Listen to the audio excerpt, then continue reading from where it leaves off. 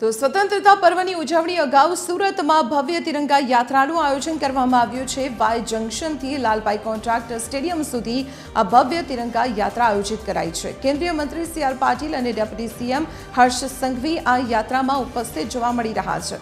તિરંગા યાત્રામાં અગ્રણી મંત્રીઓ પણ ઉપસ્થિત છે અને સાથે જ મહાનુભાવોની પણ હાજરી છે। તિરંગા યાત્રામાં સમગ્ર વાતાવરણ અત્યારે દેશભક્તિના રંગે રંગાયેલું જોવા મળ્યું। ટ્રાફિક વ્યવસ્થાને ધ્યાનમાં રાખીને ખાસ ડાયવર્ઝન તંત્ર દ્વારા આપવામાં આવ્યા હતા।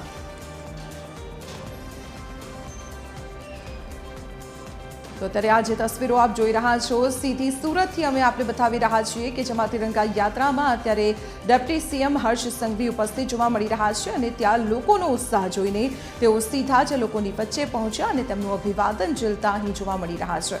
આપણે જણાવી દઈએ કે સ્વતંત્રતા પર્વ નિમિત્તે સમગ્ર રાજ્યમાં ઠેર ઠેર તિરંગા યાત્રાઓનું આયોજન કરવામાં આવેલું છે, ત્યારે સુરતમાં પણ આજે ભવ્ય તિરંગા યાત્રા આયોજિત કરવામાં આવી છે અને સુરતના જે રસ્તાઓ છે અત્યારે દેશભક્તિના રંગે રંગાયેલા જોવા મળી રહ્યા છે। ખૂબ જ મોટી સંખ્યામાં સ્થાનિય લોકો, પોલીસ અધિકારીઓ, કર્મચારીઓ અને વિદ્યાર્થીઓ, બાળકો સહિત મોટી સંખ્યામાં લોકોની ઉપસ્થિતિ પણ અહીં જોવા મળી રહી છે।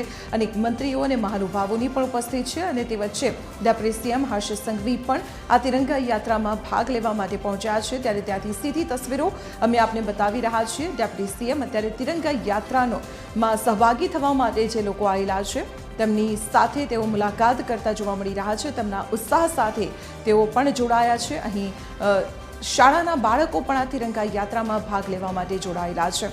અહીં દેશની સંસ્કૃતિ પણ એક જ મંચ ઉપર જોવા મળી રહી છે। તો લોકોમાં જે ખૂબ જ ઉત્સાહ છે તિરંગા યાત્રાને લઈને વાય જંકશનથી લાલભાઈ કોન્ટ્રાક્ટર સ્ટેડિયમ સુધી સુરતમાં આ તિરંગા યાત્રાનું આયોજન કરવામાં આવ્યું છે। તેમાં ડેપ્યુટી સીએમ હર્ષ સંઘવી, સી.આર. પાટીલ સહિત અનેક મંત્રીઓ અને મહાનુભાવોની ઉપસ્થિતિ પણ જોવા મળી।